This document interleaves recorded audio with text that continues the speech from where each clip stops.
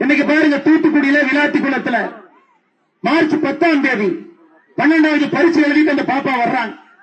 சாயந்தரம் 6:30 மணிக்கு அந்த வீட்டுல கழிப்பறை இல்லை, தோட்டத்துக்கு போறான். 8:30 மணி வரைக்கும் வரல. 8:30 மணி வரைக்கும் வரலன்னு தந்தை தாய் உள்ளூர்ல இருக்கக்கூடிய காவல் நிலையத்துக்கு புகார் கொடுக்க செல்லும் பொழுது என்ன சொல்றாங்கன்னா, இல்ல 17 வயசு குழந்தை, நாங்க புகார் எடுத்துக்க மாட்டோம், விளாத்திக்குளம் அனைத்து மகளிர் காவல் நிலையத்துக்கு போங்க. அடுத்த நாள் காலை 11ஆம் தேதி காலையில 10 மணிக்கு போறாங்க. அனைத்து மகளிர் காவல் நிலையத்தில் இருக்கக்கூடிய காவல் ஆய்வாளர் சொல்றாங்க, போட்டோவை பார்த்துட்டு இந்த பொண்ணு யாரு கூட ஓடி போயிருக்கோம், நல்லா போய் தொலாகிட்டு வாங்க, நாங்க கம்ப்ளைண்ட் எடுக்க மாட்டோம். ஐயா, அதை நான் சொல்லல, அந்த பெண்ணுடைய தாயார் சொல்வதை உங்களுக்கு நான் சொல்றேன். தமிழகத்தில் சட்டம் ஒழுங்கு எப்படி கெட்டு போயிருக்கிறது என்பதற்கு விளாத்திக்குளத்துல இந்த சகோதரி காணாம போய் அந்த பெற்றோர்கள் 24 மணி நேரம் ஒரு காவல் நிலையத்திலிருந்து இன்னொரு காவல் நிலையத்துக்கு அலைந்தது சாட்சி. 11ஆம் தேதி மத்தியானம் 3 மணிக்கு அந்த ஊருடைய ஒதுக்குப்புதர் முன்புதர்ல அந்த குழந்தையினுடைய சடலத்தை தூக்கி வீசி விட்டு கலைஞர்கள் சென்றிருந்தார்கள். இன்னைக்கு 7 நாள் ஆச்சுங்க, 7 நாள் ஆச்சு. கனிமொழி போனாங்க, அந்த ஊரே சேர்ந்து அக்கா கனிமொழி அவர்களை துரத்தி விட்டார்கள், ஊருக்குள்ளே வராதுங்க. இந்த அளவுக்கு தமிழகத்தில் ஒரு குற்ற சம்பவம் என்பது இதற்கு முன்பு நடந்த குற்ற சம்பவத்தை விட கோரமாக கேவலமாக இருக்கிறது. கூட்டு பலாத்காரம் என்பது தமிழகத்தினுடைய சரித்திரத்தில் நாம் பார்த்தது கிடையாது, கேட்டது கிடையாது. 5 ஆண்டுகள்ல ஒரு 2-3 வழக்குகளை கேட்டிருப்போம்.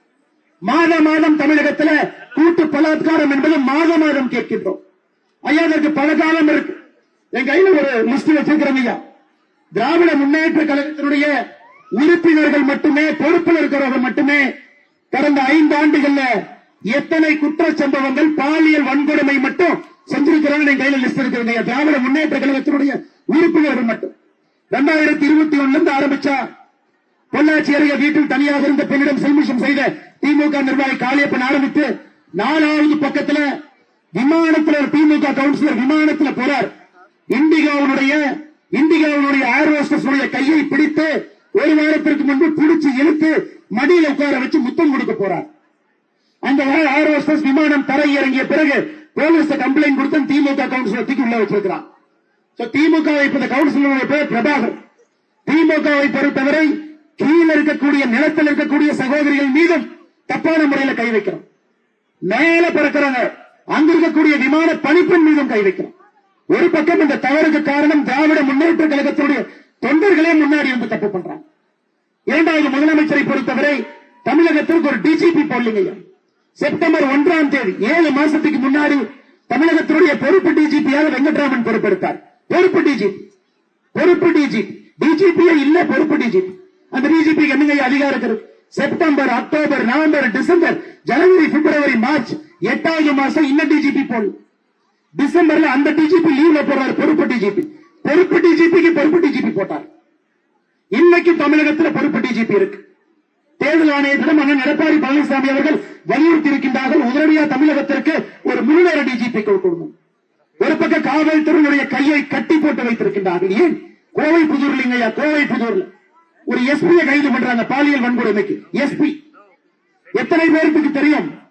அந்த எஸ்பி தன்னுடைய அலுவலகத்தில் பணி செய்யக்கூடிய 45 வயது இருக்கக்கூடிய அந்த காவல்துறையில் இருக்கக்கூடிய சகோதரிய செப்டம்பர் மாதம் தன்னுடைய அறையிலே துன்புறுத்துகின்றார், அக்டோபர் மாதம் அறையிலே துன்புறுத்துகின்றார், டிசம்பர் மாதம் துன்புறுத்தார்.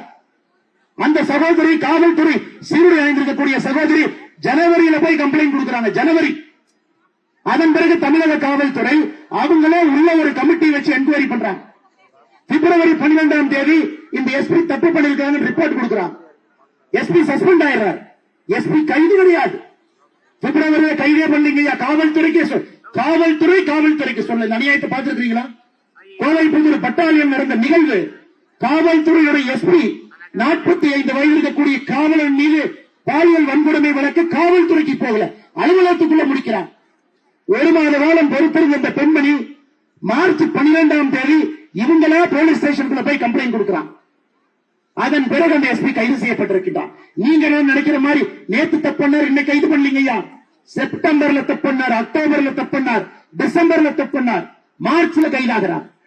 2வது திராவிட முன்னேற்ற கழகத்தினுடைய ஆட்சி, ஐயா ஸ்டாலினுடைய ஆட்சியினுடைய தவிர காவல்துறையுடைய கையை கட்டி போட்டு அவங்களுக்கு எந்த விதமான அதிகாரமும் கொடுக்காது.